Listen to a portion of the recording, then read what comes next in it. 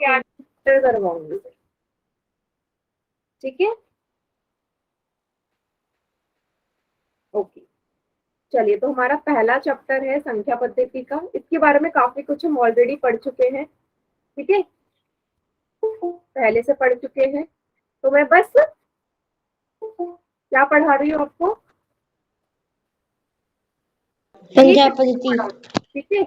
अपरिमेय संख्या क्या होती है, वास्तविक संख्या क्या होती है, और वास्तविक संख्याओं का दशमलव प्रसार, यही इंपॉर्टेंट है इस चैप्टर में से। तो यही चीज मैं आज आपको पढ़ाने वाली हूँ, ठीक है। परिमेय संख्या आप लोगों को आती ही है, क्योंकि हम पहले भी पढ़ चुके हैं, फिर से पढ़ लो। परिमेय संख्या क्या होती है, ऐसी संख्या जिसको हम p बटे q के रूप में लिखते हैं। ऐसी संख्या जिसे p बटे q के रूप में लिखा जा सकता है, वही परिमेय संख्या होती है, जहां p और q दोनों पूर्णांक होते हैं और q हमारा शून्य के बराबर नहीं होता, ठीक है। जैसे ये कितनी भी संख्या, चाहे माइनस की हो, प्लस की हो, जितनी भी संख्या है, सारी की सारी परिमेय संख्या होती है, ठीक है। परिमेय संख्या के बारे में हमने बहुत अच्छे से पढ़ा हुआ है। अब आपके लिए सवाल है, क्या माइनस का 25 एक परिमेय संख्या है? माइनस का 25 परिमेय संख्या है या नहीं? चैट सेक्शन में लिखो y या n, है या नहीं।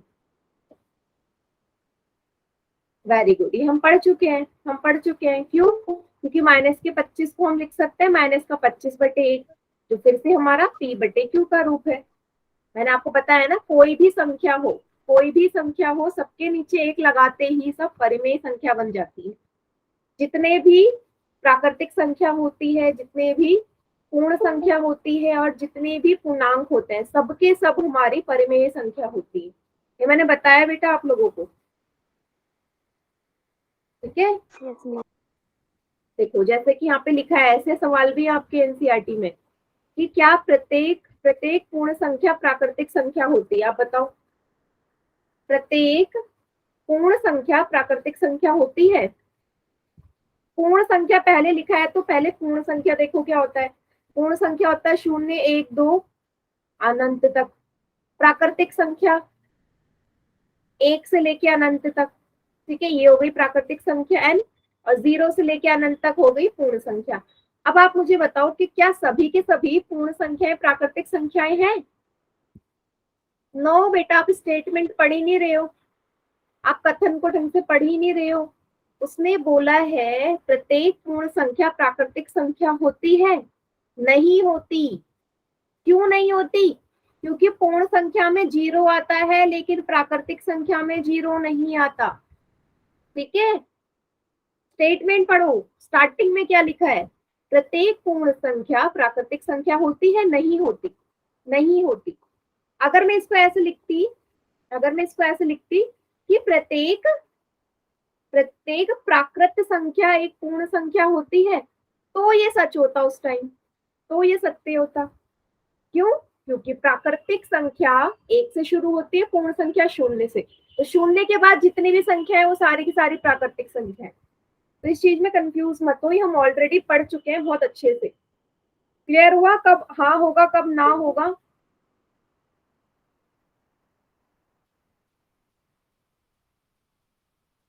ठीक है, ये तो था पहला।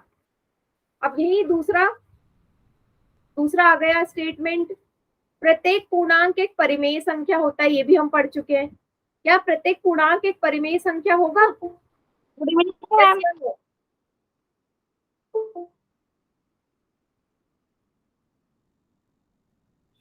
Yes ma'am. वेरी गुड, इसका आंसर आप एकदम सही बोल रहे हो, बहुत सही बोला, एकदम करेक्ट। प्रत्येक पूर्णांक एक परिमेय संख्या होता है। किसी भी पूर्णांक को उठा लो, पूर्णांक हमारे 0, 1, 2 अनंत तक यहाँ भी, और माइनस की संख्याएं भी इसमें आती है पूर्णांकों में। तो मैंने अभी आपसे बोला जितने भी पूर्णांक है वो सबके सब प्राकृतिक परिमेय संख्या होता है, क्योंकि सबके नीचे एक लगा दो, ये बन गया ना p बटे q का रूप, सबके सब p बटे q के रूप में है। यस और मैम। परिमेय संख्या की तो परिभाषा यही थी कि p और q दोनों पूर्णांक होने चाहिए। तो अगर p और q दोनों ही पूर्णांक होंगे, तो इसलिए सभी के सभी पूर्णांक हमारे परिमेय संख्या होंगे, ठीक है। ये कथन सही है। लेकिन अगर इसका उल्टा लिखा होता कि प्रत्येक परिमेय संख्या एक पूर्णांक होती है? प्रत्येक परिमेय संख्या एक पूर्णांक होती है, तो ये स्टेटमेंट सही नहीं होता। कब नहीं होता? क्यों? क्योंकि परिमेय संख्याओं में ये भी आता है ना, 3/4 एक परिमेय संख्या है। क्या 3/4 एक पूर्णांक है? नहीं है। तो इसलिए उल्टा गलत है कि हर परिमेय संख्या पूर्णांक नहीं है, लेकिन हर पूर्णांक एक परिमेय संख्या है। ठीक है, तो थोड़ा समझो इसको, क्या स्टेटमेंट बोल रही है। सभी को क्लियर हो गया इतना? Yes ma'am. ठीक है मैम, अच्छी बात है। जहां भी कोई भी डाउट होगा मुझसे पूछ लेना। Yes ma'am. गुड, चलिए आगे बढ़ते हैं अपनी लास्ट स्टेटमेंट में।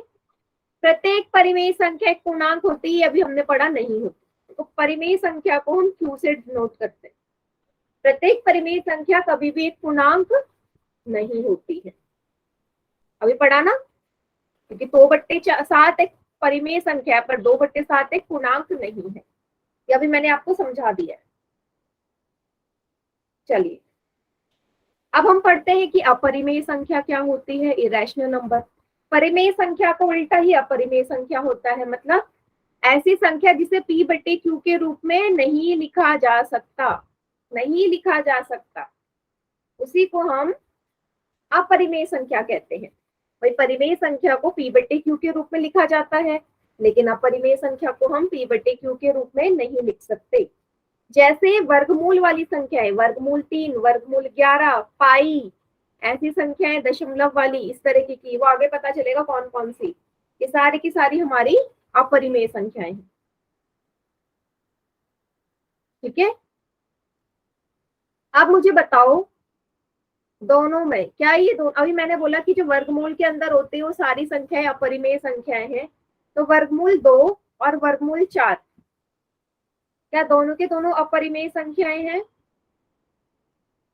वर्गमूल 2 और वर्गमूल 4 क्या दोनों के दोनों अपरिमेय संख्या है?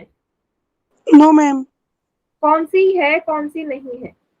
मैम वर्गमूल 2 नहीं है और वर्गमूल 2 है ना, वर्गमूल 2 है मैम और वर्गमूल 4 नहीं है। वेरी गुड बेटा, साहिल। देखो वर्गमूल 2 तो एक अपरिमेय संख्या है, ठीक है, अपरिमेय संख्या है, पर वर्गमूल 4 नहीं है। क्यों नहीं है? क्योंकि वर्गमूल 4 का मतलब ही 2 होता है।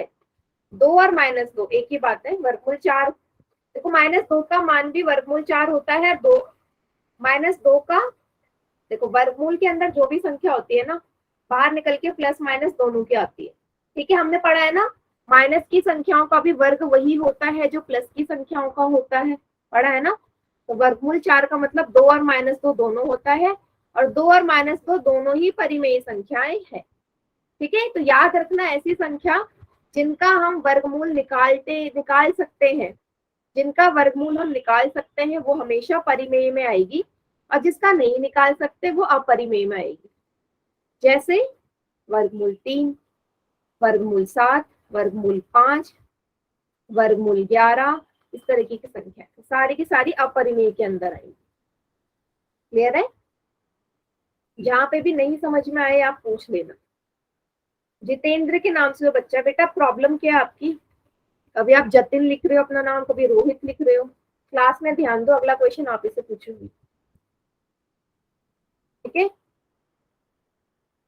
अब आता है हमारी वास्तविक संख्याएं, रियल नंबर्स किसे कहते हैं। तो जब सारी की सारी परिमेय संख्या और अपरिमेय संख्याओं का जो संग्रह है, सारी की सारी परिमेय अपरिमेय संख्या, जितनी भी संख्या है ना, हमें पता है, चाहे वो पूर्ण संख्या हो, प्राकृतिक संख्या हो, पूर्णांक हो, परिमेय संख्या हो, अपरिमेय संख्या हो, वो सभी की सभी हमारी वास्तविक संख्याएं होती हैं। क्लियर हुआ? तो अगर आपसे कोई बोलेगा, ठीक है, अगर कोई आपसे बोलेगा कि क्या पूर्णांक एक वास्तविक संख्या है, आप बोलोगे हाँ, सारे पूर्णांक वास्तविक संख्याएं हैं, सारे परिमेय संख्याएं वास्तविक संख्याएं, सारी अपरिमेय संख्याएं वास्तविक संख्याएं। तो जितनी भी संख्याएं मुझे पता है ना, जो भी नंबर आप उठा लो बिना सोचे, वो सभी के सभी वास्तविक संख्याओं के अंदर से ही लिया गया है। क्लियर है इतना?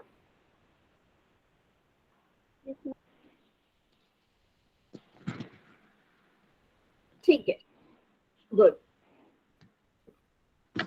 अब ये है सबसे इंपॉर्टेंट बेटा, वास्तविक संख्याओं का दशमलव प्रसार। ठीक है, 3 तरीके के दशमलव प्रसार हम पढ़ने वाले हैं। ठीक है, दशमलव प्रसार 3 तरीके के हम पढ़ने वाले हैं। तो इसको ना एक चार्ट के रूप में पढ़ लेते हैं। मैं यहाँ पे आपको बताती हूँ। दशमलव प्रसार, जो आपके दशमलव प्रसार है ना, वो आपकी 3 कैटेगरी में आते हैं। अब दशमलव प्रकार के अंदर हम पढ़ेंगे परिमेय संख्याओं का दशमलव प्रसार, परिमेय संख्या का दशमलव प्रसार और अपरिमेय संख्या का दशमलव प्रसार।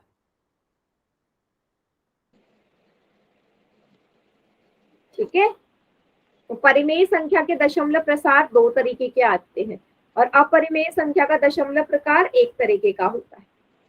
ठीक है, परिमेय संख्या में 2 तरीके के दशमलव प्रसार आते हैं और अपरिमेय संख्या में 1 तरीके का दशमलव प्रसार आता है। टोटल 3 तरीके के दशमलव प्रसार हमारे होते हैं। इतना क्लियर है? और वो क्या क्या होते हैं वो हम अभी पढ़ने वाले हैं। यहाँ तक किसी को कोई डाउट है?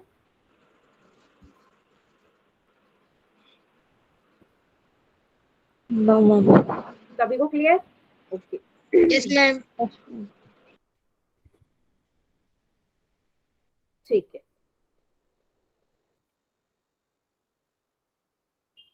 ओके, चलिए एक एग्जाम्पल लेके देखते हैं कौन कौन सा है, फिर मैं अभी पीछे वाले बोर्ड पे जाऊंगी।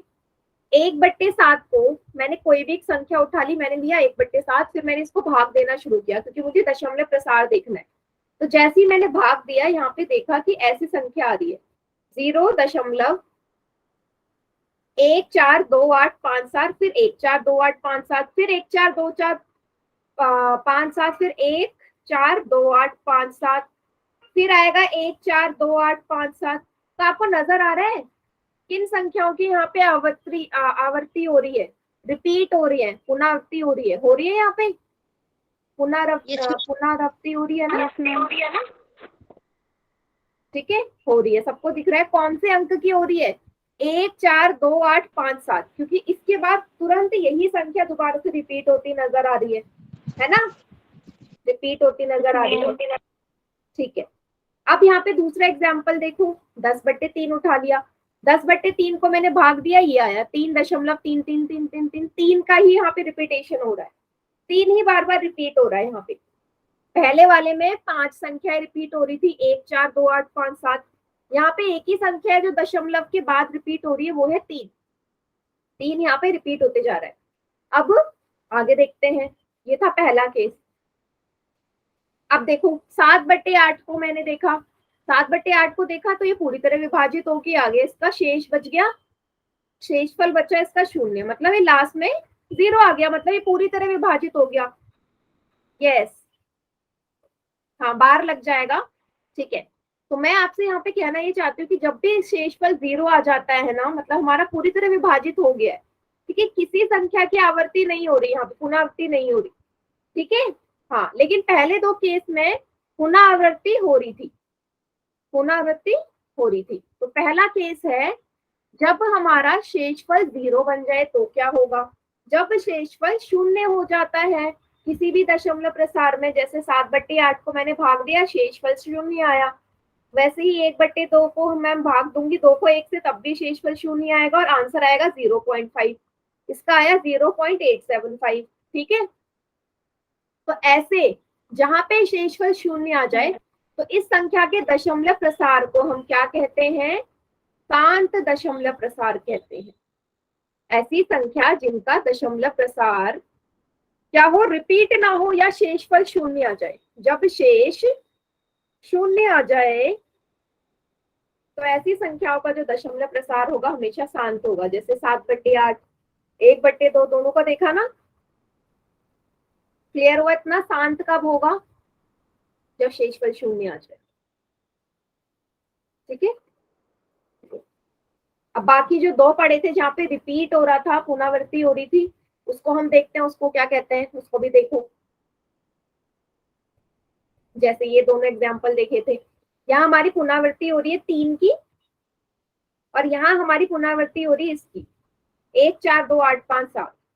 इसको हम क्या बोलेंगे? दूसरा केस है जब शेषफल कभी शून्य नहीं होता, शेषफल शून्य नहीं होगा, संख्या आगे विभाजित होती रहेंगी। तो ऐसी संख्याओं के दशमलव प्रसार को हम अनवसानी या अशांत आवर्ती प्रसार कहते हैं, जहां पे संख्याएं रिपीट होती हैं। Non terminating, yes, non terminating repeating, non terminating repeating, ठीक है, अशांत आवर्ती। क्लियर हुआ इतना?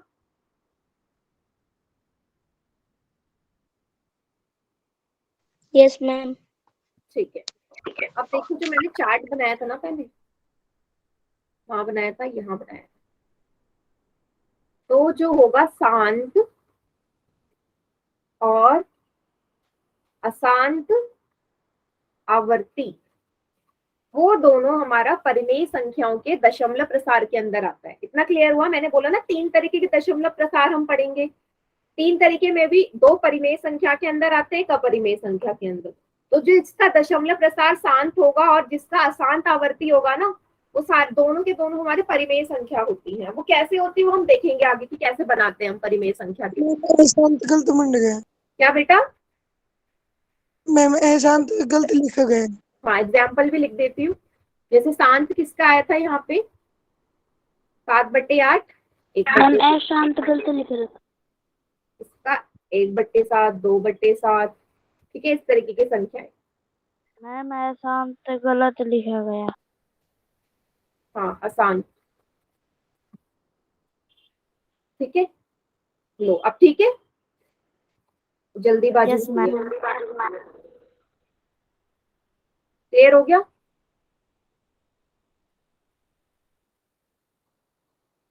ठीक है, एग्जाम्पल लिख दिए। चलो अब हमारा तीसरे तरीके का बनता है जहां पे हमारे संख्याएं रिपीट नहीं होगी।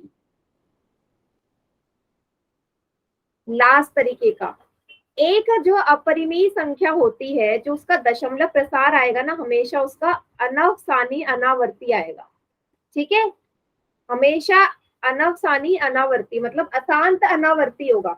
क्यों होगा? क्योंकि उसमें कोई भी संख्याएं आपको रिपीट होती नजर नहीं आएगी। हर बार भाग दोगे एक अलग संख्या मिलेगी। जैसे सॉरी बेटा, जो √2 का मान है वो ये है, वो भी आगे तक चलता जा रहा है। आप मुझे बता दो, क्या आपको यहाँ पे कोई संख्या रिपीट होती नजर आ रही है?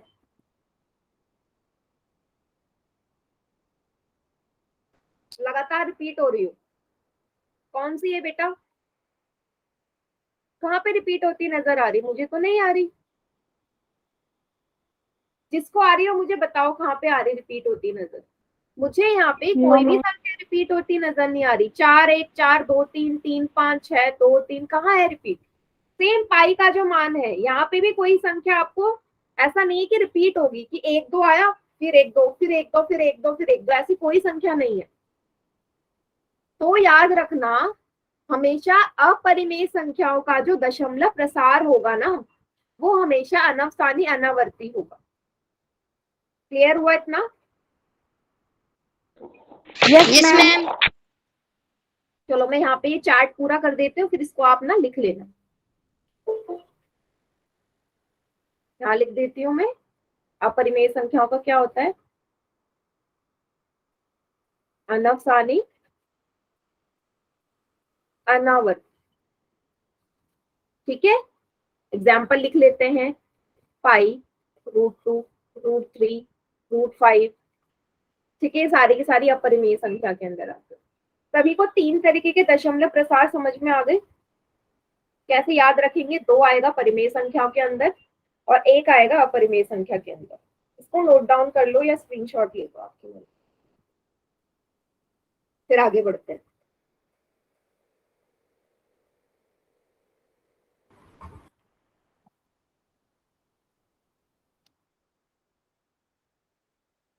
उतार लिया सभी ने? Yes ma'am. ठीक है, यस मैम। चलिए अब हम देखते हैं कैसे हम, देखो मैंने आपसे क्या बोला कि अगर मैंने ये संख्या लिखी है, पहले मुझे बताओ ये क्या है? ये कौन सा वाला है, शांत है या अशांत है, शांत है या अशांत है, टर्मिनेटिंग है, नॉन टर्मिनेटिंग, अशांत है, नॉन है ना, नॉन टर्मिनेटिंग है ना, क्योंकि ये कभी खत्म नहीं हो रहा, तो ये अशांत है, अशांत या नॉन टर्मिनेटिंग।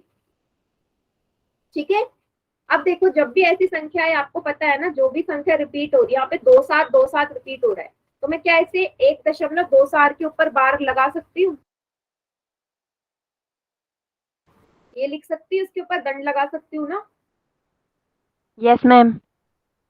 अब मुझे देखो, मैंने अभी आपको थोड़ी देर पहले ये बताया था कि जो अशांत है या नॉन टर्मिनेटिंग डेसिमल एक्सप्रेशन है, ये हमारा परिमेय संख्या होता है। तो मुझे ये दिखाना है कि 1.27 जो रिपीट हो रहा है वो एक परिमेय संख्या है। कैसे दिखा सकती हूँ, कैसे करते हैं इन क्वेश्चंस को, याद रखना, बहुत ही इंपॉर्टेंट क्वेश्चन है ये। ठीक है, तो कैसे करना है इसको, आपको सबसे पहले लेट कर लो, मान लो या लेट कर लो x बराबर 1.27, x बराबर 1.2727, ये रिपीट हो रहा है। पहला स्टेप सभी को समझ में आया, मैंने लिख लिया 1.2727 जो रिपीट हो रहा है वो x के बराबर है, x के बराबर है।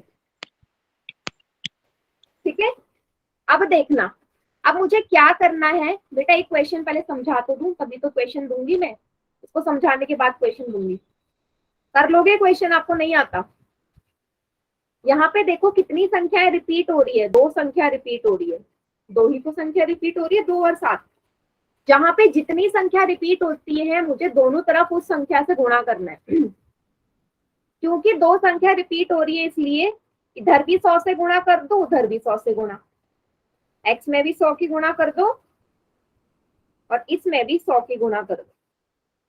ये स्टेप सभी को समझ में आया? क्योंकि 2 संख्या रिपीट हो रही है, अगर एक संख्या रिपीट होती तो 10 से गुणा करते, 3 संख्या रिपीट हो रही होती तो 1000 से गुणा करते। ये स्टेप क्लियर?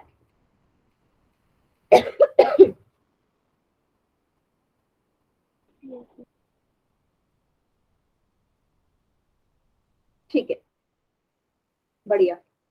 अगले स्टेप में क्या करना है, देखो जब इसको मैं 100 से गुणा करूंगी, आपको पता है दशमलव वाली संख्या को 100 से गुणा करते हैं, जितने जीरो होते हैं दशमलव उतनी संख्या आगे बढ़ता है, तो 2 जीरो है तो 2 दशमलव आगे बढ़ जाएगा, तो उसको ये क्या हो जाएगा, 127.2727 ऐसा हो जाएगा।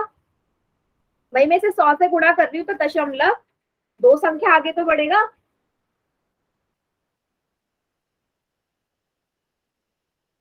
बेटा मुकुल मुझे क्वेश्चन समझ में नहीं आया आपका। वेरी गुड, नहीं बेटा साहिब गलत है। मुकुल क्वेश्चन क्या पूछ रहे हो, मुझे समझ में नहीं आया।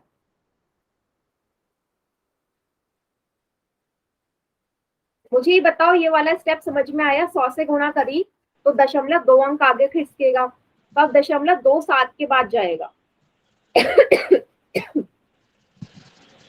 ठीक है, ओके, ये वाला स्टेप हो गया। अब अगले स्टेप में क्या होगा, अगले स्टेप में जो ये संख्या है ना, इसको आपको तोड़ के लिखना है। तोड़ के कैसे लिखना है, आपको इस तरीके से तोड़ना है कि ये संख्या मिल जाए मुझे, x मिल जाए जो मैंने माना था, और दूसरी संख्या मिल जाए। तो कैसे करोगे,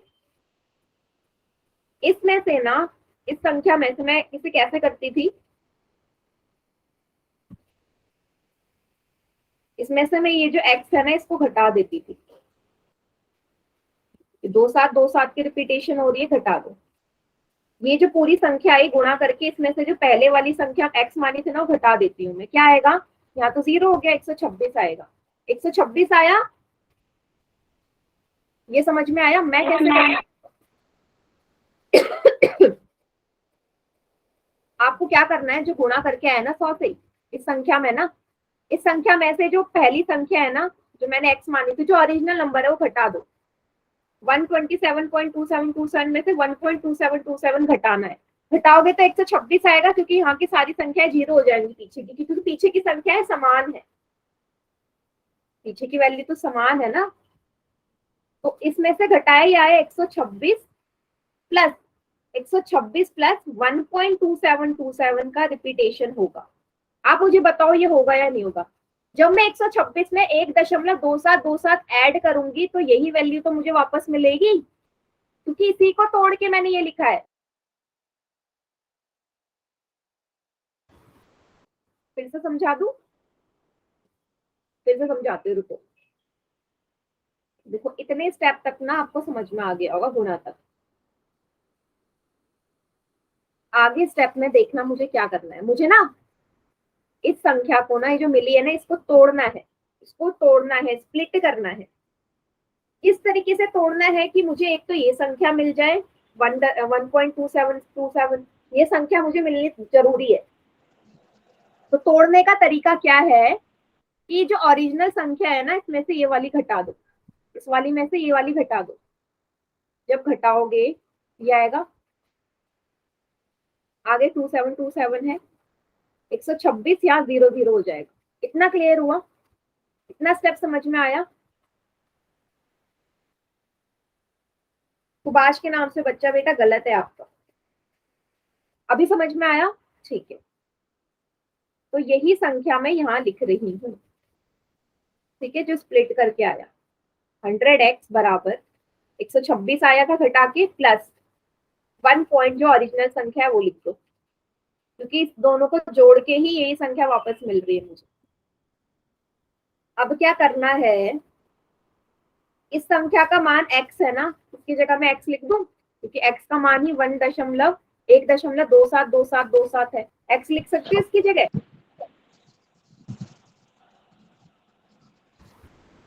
ठीक है, x लिख दिया। अगले स्टेप में क्या करूंगी, x वाली संख्या एक साथ ले आओ। x इस तरफ प्लस का है, उस तरफ जाके माइनस हो जाएगा, इस तरफ 126 आएगा। x को जब इज इक्वल टू के उस तरफ ले जाओगे घट जाएगा ना, क्योंकि यहाँ वो प्लस का था। 99 हो गया, 100 में से x घटाओगे, 100x में से 100x, x घटाओगे 99x आएगा। x का मान कितना आ जाएगा, यहाँ गुणा में है, उस तरफ जाके 126 के नीचे आ जाएगा, 126 बटे 99। अब काट दो, जो संख्या कट रही है 3 से कटेगा, 3 तिया 9, 3 तिया 9, 3 चौके 12, 3 दूनी 6, फिर 3 से करेगा 3 एकम 3, 3 एकम 3, 3 एकम 3, 3 चौके 12, 14 बट्टे 11 इसका मान है।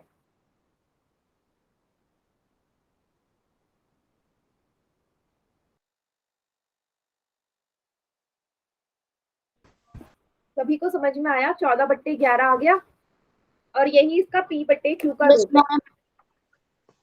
हो गया ना, p बट्टे q के रूप में आ गया।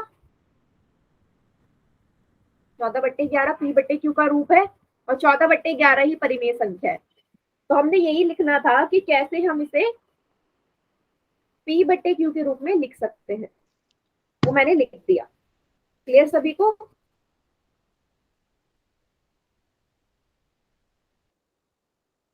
Yes ma'am. चलिए इसे नोट डाउन कर लो फिलहाल, फिर मैं एक और समझाती हूँ क्वेश्चन, फिर आपको अच्छे से फिट हो जाएगा। ये एक और करवाऊंगी, जल्दी से उतार लो इसे। बेटा आवाज कट रही, क्लास लीव करके दोबारा ज्वाइन कर लो। बाकी बच्चों को सही आ रही है बेटा आवाज? कर लिया सभी ने? No ma'am. स्क्रीनशॉट ले लो बेटा, बाद में उतारते रहना है। स्क्रीनशॉट ले लो, आज तो कोई ऐसा भी नहीं है। स्क्रीनशॉट लेके सेव कर लो इसे।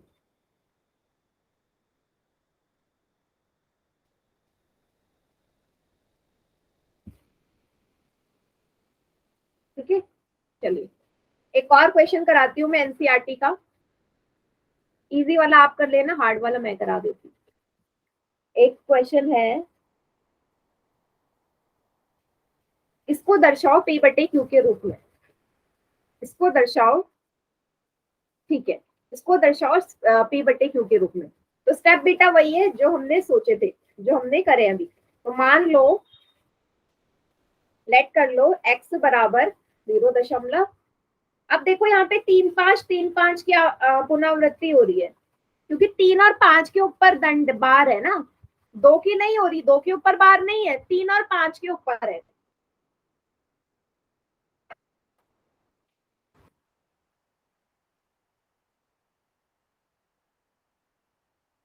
ये स्टेप सभी को समझ में आया पहला?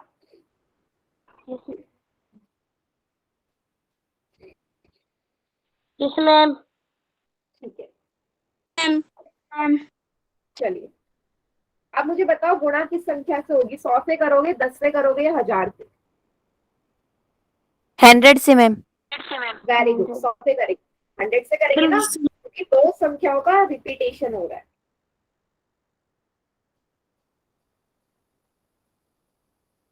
ठीक है, गुणा कर दो। 100 से गुणा कर रहे हैं तो 2 अंक आगे खिसकेंगे, दशमलव यहाँ है, 2 अंक आगे खिसक जाएगा, 3 के बाद लगेगा। तो 023.53 आ जाएगा। तो आगे 0 ना लगाऊं उससे कोई फर्क नहीं पड़ता। ये स्टेप क्लियर हुआ? 2 अंक आगे खिसका दिया, ये आ गया 23.535353। Yes ma'am. अगला स्टेप मैंने बोला था, इसको अगले स्टेप में तोड़ना है। तो तोड़ना किस तरीके से? मैंने बोला था आपको घटा दो, ओरिजिनल में से ये वाला घटा दो। चलो घटा के देखते हैं क्या आता है। दशमलव के नीचे दशमलव लगाना है। 2353।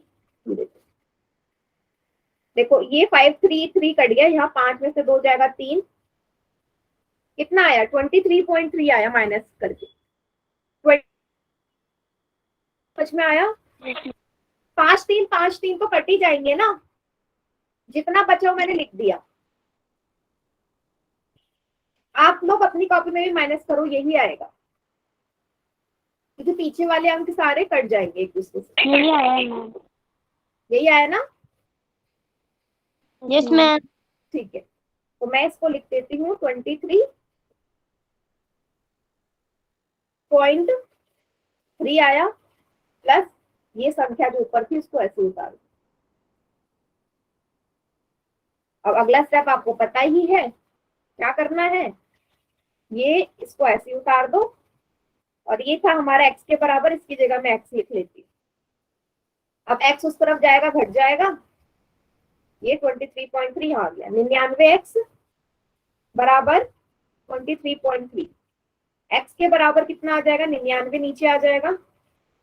एक दशमलव यहाँ है, नीचे 0 लगा दो, क्योंकि एक ही दशमलव है। दशमलव के बाद दशम के बाद एक संख्या है। अब जो संख्या कट रही है काट दो। कट रही है कोई संख्या? नहीं कट रही, तो यही इसका उत्तर है। यही इसका उत्तर है। 233 डिवाइडेड बाय 990, यही इसका P/Q का रूट है। सभी को क्लियर अच्छे से? देखो हर स्टेप में सेम वही स्टेप हो रहा है, हर क्वेश्चन में वही स्टेप होगा। इसमें कोई भी वैल्यू ले लो आप। इसका भी स्क्रीनशॉट ले लीजिए, और अगर किसी बच्चे को कोई डाउट है कहीं पे तो पूछ लो।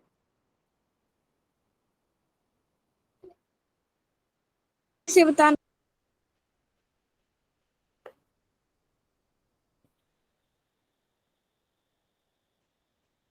ले लिया screenshot? Yes ma'am. Yes ma'am. चलिए यस मैम।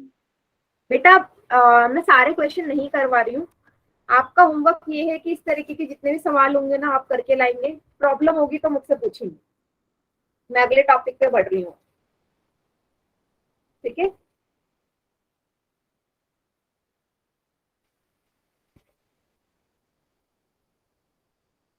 ठीक है।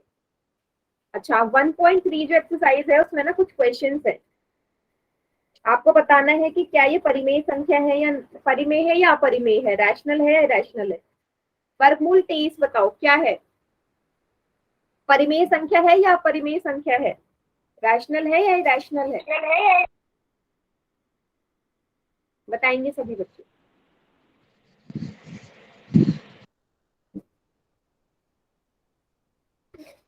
अपरिमेय में। Irrational ma'am. क्या है? वेरी गुड, वेरी गुड बेटा, ये इरैशनल नंबर है या अपरिमेय संख्या है। कैसे पता? क्योंकि आपको पता है कि 23 का कोई वर्गमूल होता ही नहीं है। 23 का कोई वर्गमूल होता है? नहीं होता। ठीक है, वैसे अगर मैं लिख दूं 225 225 क्या है, परिमेय संख्या है या अपरिमेय संख्या? 225 अपरिमेय। अपरिमेय मैम। अपरिमेय है। No ma'am. परिमेय प्रीमेय मैम, प्रीमेय। रैशनल नंबर है ये। कैसे? 225 15 का वर्गमूल होता है। Yes 15 ma'am. 15 का वर्गमूल 225 का वर्गमूल 15 होता है। मतलब 15 को 15 से गुणा करोगे तो 225 आएगा। ठीक है, यस मैम। 225 का वर्गमूल 15 होता है और 15 हमारी एक परिमेय संख्या होती है क्योंकि हम 15/1 लिखते हैं। क्लियर? तो आपको वर्गमूल भी याद होने चाहिए। अच्छा, ये बताना ये कैसा है, ये किस तरीके की संख्या है? ये है,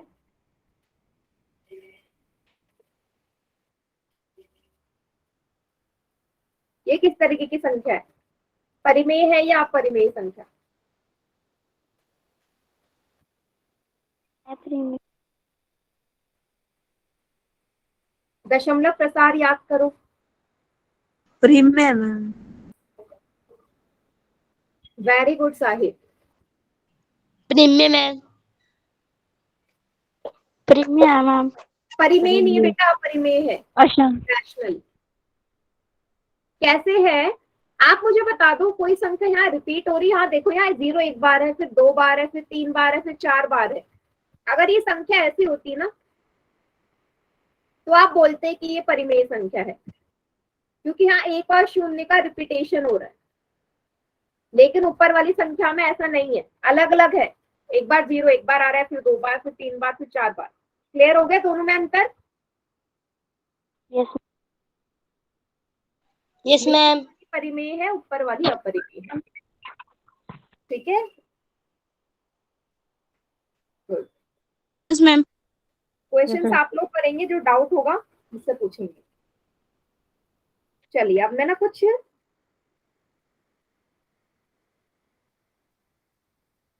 क्वेश्चन कराते हैं जहां से मुझे लगता है कि आएगा, इस टॉपिक से आ सकता है क्वेश्चन। पहले आपको ये पता होना जरूरी है। कुछ चीजें सिखा रही हूँ, उनको ध्यान से समझो।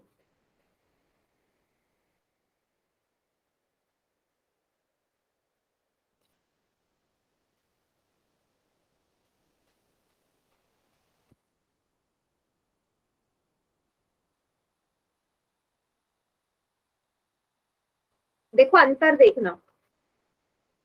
पहले में दोनों ही संख्याएं एक जैसी हैं जो वर्गमूल के अंदर है। जब भी ऐसी संख्याओं का गुणा होता है जो वर्गमूल के अंदर हो और दोनों एक जैसी हो तो उत्तर वही संख्या आता है, लेकिन वर्गमूल हट जाता है। पहले वाले में वर्गमूल हट जाएगा, स्क्वायर रूट हट जाएगा। अलग है, दोनों अलग है। यहाँ 2 है, यहाँ 5 है। यहाँ वर्गमूल नहीं हटेगा, सिंपल 2 और 5 की गुणा हो जाएगी और वर्गमूल लगा रहेगा। ये क्लियर हुआ सभी को? बहुत जरूरी है क्वेश्चन सॉल्व करने के लिए।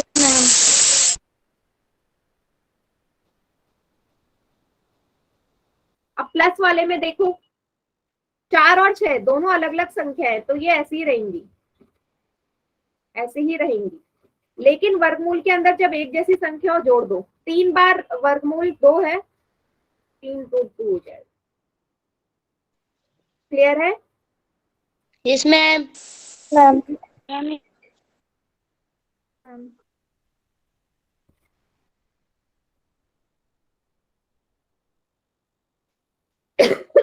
उतार लीजिए बेटा इसे फिलहाल, फिर क्वेश्चन कराती हूँ।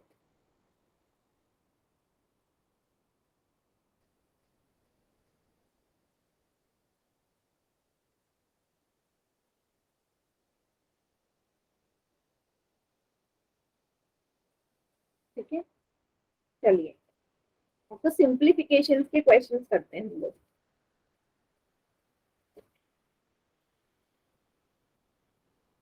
जैसे अगर एक सवाल है, 5 + √7 में गुणा करो 2 + √5। क्वेश्चन है, इसको हमें गुणा करना है। गुणा क्यों करना है? क्योंकि ब्रैकेट मतलब गुणा होता है। तो देखो कैसे करेंगे। रूल ही होता है, जो भी यहाँ संख्या दे रखी है उसकी दोनों से गुणा होगा। तो 5 का गुणा इस वाले पूरे ब्रैकेट में कर दो, प्लस √7 का गुणा भी इस पूरे ब्रैकेट में कर दो। ये स्टेप क्लियर हुआ। 5 का मल्टीप्लाई भी पूरे ब्रैकेट में कर दो, √7 का मल्टीप्लाई भी पूरे ब्रैकेट में कर दो। पहला स्टेप ये है। दूसरे स्टेप में अब गुणा करना शुरू करो। 5 को 2 से गुणा करोगे 10 आएगा, बीच में प्लस का निशान है, प्लस लगा दो। 5 को गुणा करोगे √5 से, क्या आएगा? 5√5, 5√5 आएगा। ठीक है, क्योंकि एक वर्गमूल वाली एक बिना वर्गमूल वाली है, तो वर्गमूल वाली अंदर होगी, बिना वर्गमूल वाली बाहर ही रहेगी। यहाँ पे भी सेम यही होगा। इसको क्या लिखोगे? 2 वर्गमूल 7। फिर अभी थोड़ी देर पहले मैंने बताया कि जब वर्गमूल लगाए अलग अलग संख्या तो दोनों के गुणा हो जाती है, वर्गमूल 35 हो जाएगा। क्लियर हुआ ये step? Yes ma'am. Yes ma'am. यही इसका उत्तर है। इसके आगे तो आप सॉल्व भी नहीं कर सकते। क्या करोगे? ना ये संख्या जुड़ सकती, ना ये संख्या जुड़ सकती, कुछ नहीं जुड़ सकता। तो यही इसका उत्तर है। ये इसे उतार लो या स्क्रीनशॉट ले लो, फिर एक और क्वेश्चन करते हैं।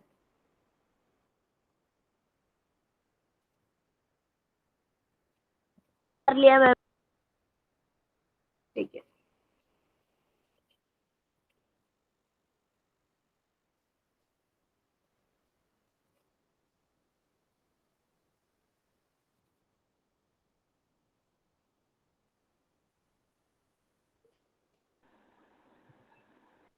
गुड। एक और सवाल करते हैं, अगर सवाल आ जाए, जैसे कि ये है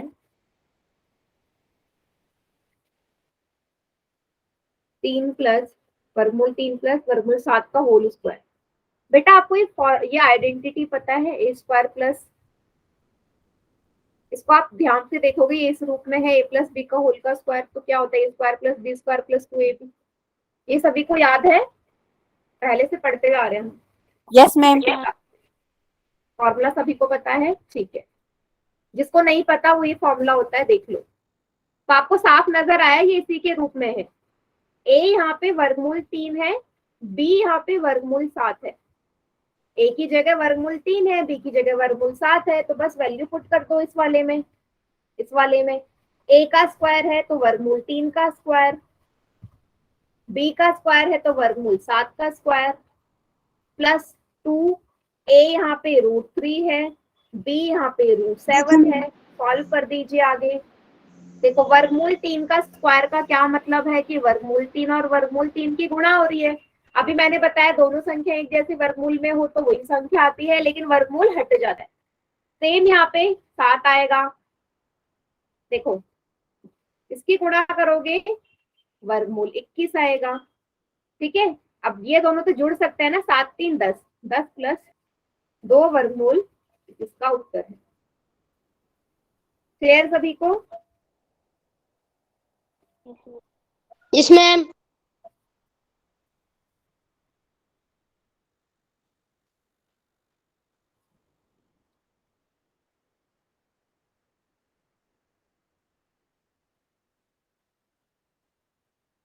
बेटा जटिन क्लास लीव करके दोबारा ज्वाइन कर लो, आवाज नहीं आ रही हो। मेरे हिसाब से तो आवाज आनी चाहिए प्रॉपर।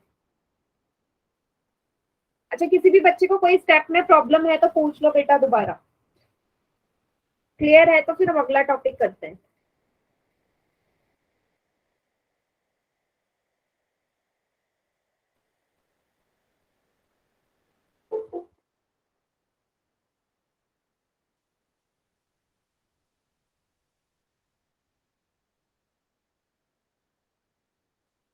सभी को क्लियर है? Yes ma'am. सोहित, ठीक है।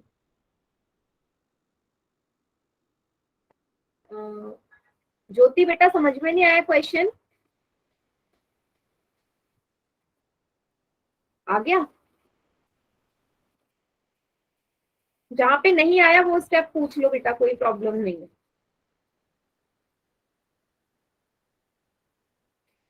चलिए अब हम अगला टॉपिक देखते हैं जो कि है हर को युक्ति संगत करना। आता है? Rationalise the denominator. हर का युक्ति संगत करना आता है किसी को? Rationalising the denominator.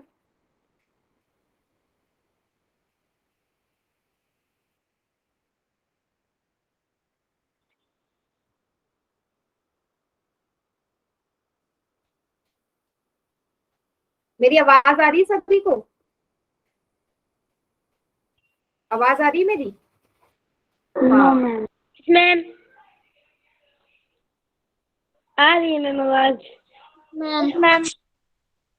Yes ma'am. हाँ, इसको परिमेयकरण भी बोलते हैं। ठीक है, एक ही चीज है बेटा, rationalising the denominator.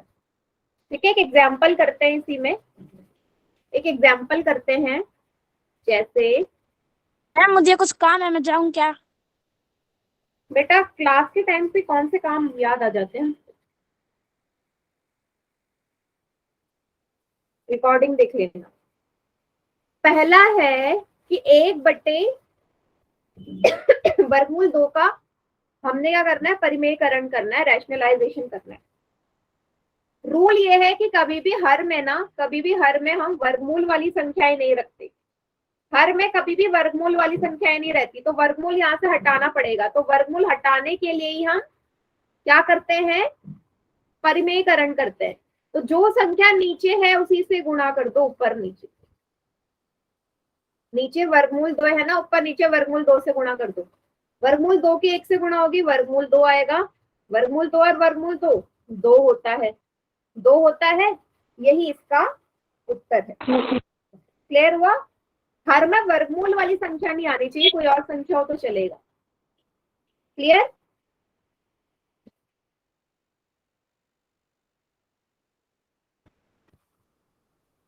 Yes ma'am. आता? ये तो सिंपल वाला है, ये तो सिंपल वाला है। अगर इससे टफ आ जाए तो क्या होगा? स्क्रीनशॉट ले लो, फिर दूसरा क्वेश्चन करवा रही हूं मैं।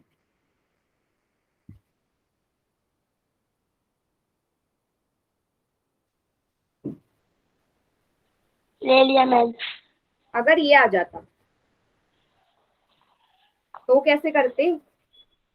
तो भी यही करना है, लेकिन मैम प्लस का साइन माइनस का हो जाएगा मैम। हाँ, इस वाले केस में जहाँ पे देखो नीचे अगर एक ही संख्या होती ना, सिर्फ वर्गमूल 3 होता, तो आप सिंपल वर्गमूल 3 से गुणा कर देते। क्योंकि हाँ वर्गमूल 3 के साथ दूसरी संख्याएं भी हैं, तो करते क्या है? यही संख्या ऊपर गुणा करते हैं, ऊपर नीचे। पर ये जहाँ पे जो साइन होता है ना, ये उल्टा कर दो। प्लस है तो माइनस आ जाएगा ऊपर नीचे, और माइनस है तो प्लस आ जाएगा। इतना क्लियर? उल्टा हो जाता है। प्लस है तो ऊपर नीचे माइनस आ जाएगा बीच में, और अगर माइनस है तो ऊपर नीचे प्लस आ जाएगा। सिंपल गुणा कर दो, 1 से गुणा करोगे तो ऊपर तो यही आएगा। नीचे ये प्लस में है, ये माइनस में है। एक आपको फिर से एक आइडेंटिटी याद आई, a plus B A minus B की। a plus B A minus B बराबर होता है a square minus B square के। ये पता है? इन वाले क्वेश्चन में हमेशा ये लगेगा। वेरी गुड साहिब, करेक्ट है आपका। ये नहीं पता तो देख लो, ये आइडेंटिटी लगती है। यहाँ पे नजर आ रहा है a माइनस बी और a प्लस बी के ही रूप में है, तो ये a square minus B square हो जाएगा। a है यहाँ पे 2, b है यहाँ पे वर्गमूल 3। तो a का स्क्वायर मतलब 2 का स्क्वायर, बीच में माइनस, b क्या क्या है यहाँ पे? वर्गमूल 3। ऊपर तो यही रहेगा। 2 का स्क्वायर 4, वर्गमूल 3 गुणा वर्गमूल 3 3 होता है। क्या आएगा? 2 माइनस वर्गमूल 3, 4 में से 3 जाएंगे 1। सिंपल सा 2 माइनस √3 इसका उत्तर है। यही इसका आंसर है। सभी को क्लियर हुआ? ये आपको 3 आइडेंटिटीज आना बहुत जरूरी है। एक तो जो हमने पहले बताई थी a प्लस बी का होल का स्क्वायर वाला, फिर ये वाला, फिर एक और होता है a माइनस बी के होल का स्क्वायर वाला। a square plus B square minus 2ab वर्ग। ठीक है, ये तीनों बहुत जरूरी है बेटा, ये बेसिक है। यस तो मैम। आना चाहिए। फिलहाल जो क्वेश्चन ऊपर कराया ये क्लियर हो गया। सारे क्वेश्चन ऐसे ही होंगे इसमें, यस सारे मैम। के सारे।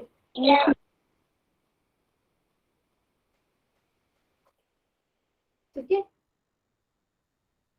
बेटा, होमवर्क आपका यही है। ठीक है, होमवर्क यही है कि जो आपके एनसीईआरटी बुक की क्वेश्चंस है ना उनकी प्रैक्टिस करो। ठीक है, और जहां पे नहीं आए वो अगली क्लास में मुझसे आके पूछोगे आप लोग। ठीक है,